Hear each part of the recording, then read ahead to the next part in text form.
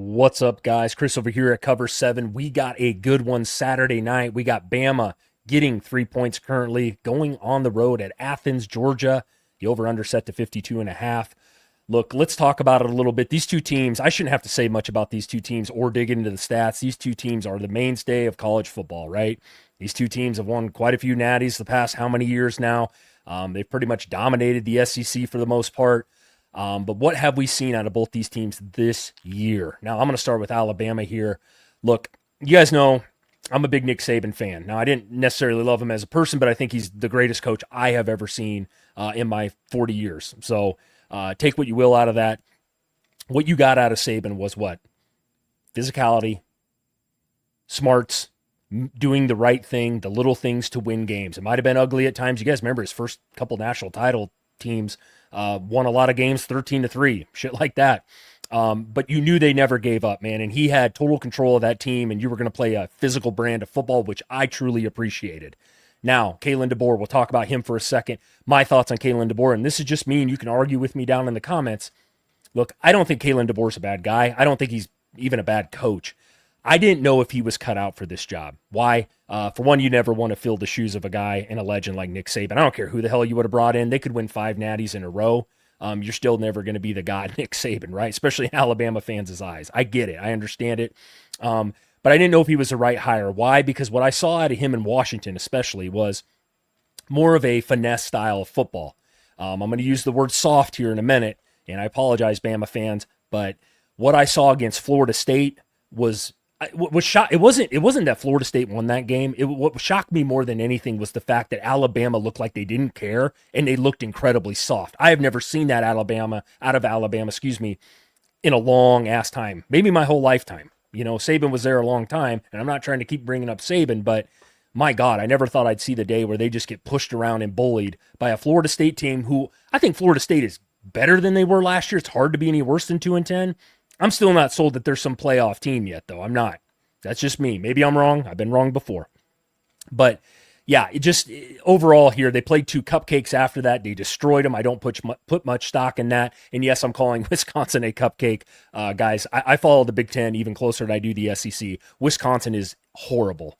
They are a dumpster fire right now, and I hate to say it because I was a Luke Fickell fan.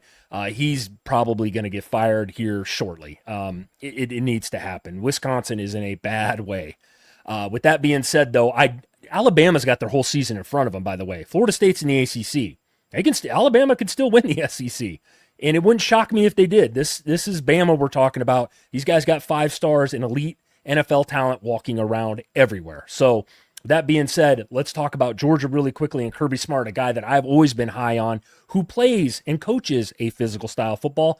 I wonder where he learned that from. That would be Nick Saban. He comes from that tree, right? It's why I like Kirby Smart a lot. And I think something that gets very overlooked, and I'm going to prove it to you, is I think Kirby Smart's the best in-game coaching coach, if that makes sense, in college football. This guy can make adjustments, and I've been watching him a lot the last couple of years, in Georgia in particular.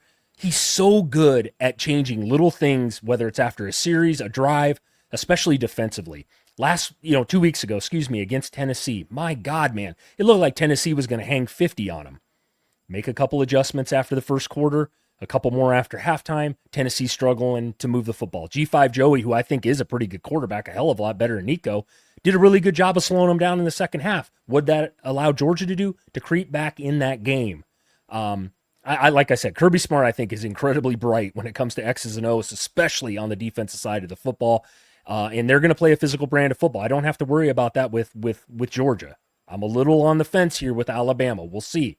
Now, let's talk quarterbacks real quickly before I give my prediction. Ty Simpson, I don't know. I haven't watched a lot of Ty Simpson. I don't think a lot of people have. What I saw against Florida State, I thought he played okay-ish. Alabama's offensive line has got to be better, and they got to learn how to run the effing football, dude. It's weird to me that they don't run the ball very well the past couple of seasons. I don't know why they let Justice Haynes walk out the door and didn't pay him. I thought he was better than Jam Miller. Again, you guys can let me know down in the comments what happened there. Nebraska, my team had to deal with Haynes last week, and he might be the best back in the country. I'm just saying. But they got to learn how to run the football here. You can't become one-dimensional. Now, I talked about Jalen Milroe a lot last couple of seasons. He's had one of the highest ceilings and lowest floors out of any player I've ever watched play QB. I think you're going to get Ty Simpson's more the middle. You're not going to get the ceiling game. You're definitely not going to get the floor games, but I think he's more of an even keel in the middle type of player. I don't think he's bad. I don't think he's like elite throwing the football like a Carson Beck or somebody like that, or a Cam Ward or Shedeur Sanders, but I think he's a competent quarterback and he can get enough done and get that ball out to Ryan Williams, and I'm drawing a blank on the other goddamn receiver they have that's really good too. On the other side, Gunnar Stockton proved to me, guys, that he can throw a football. I know that sounds ridiculous, but there was a lot of talk against Austin P or Pay, however the hell you say it, a can of peas, in Marshall, I think week 1, that he can't throw. He can't throw. I don't know if you guys saw it against Tennessee, but that drive he put together and that 4th down throw he threw in the corner of the end zone, there's only a handful of guys on the planet that can make that throw. Now, maybe he got lucky. I don't know. But that was an insane throw under insane pressure. And then the next play had to get the 2 to tie it up and gets it. Showed a lot of balls there to me, and I was very impressed with Gunnar Stockton. So I think he got that monkey off his back. Kid's got a little bit of an arm. He may not be, like I said, Carson Beck or Drew Aller or Nussmeier, some of those guys that we talk about all the time, but he can throw the ball and he's got a good set of legs. Now, I will say this about Georgia. They got to get the run game going as well. My whole lifetime, Georgia's had these elite level backs: James Cook, Nick Chubb, Sony Michel, Noshawn Marino, Todd Gurley. The list goes on and on and on.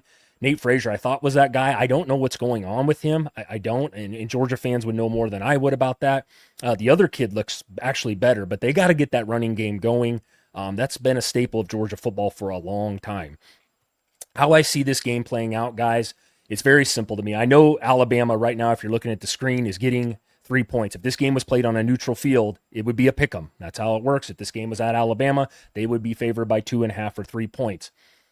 I like Georgia in a field goal here. Why? You're probably sitting there and go, well, Chris, Alabama has owned Georgia. They have. I believe they've won 9 out of the last 10.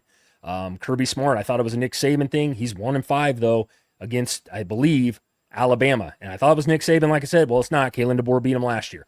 So I don't know. We see this all the time in college football. There are certain teams, for whatever reason, have some sort of edge over another team. Michigan with Ohio State.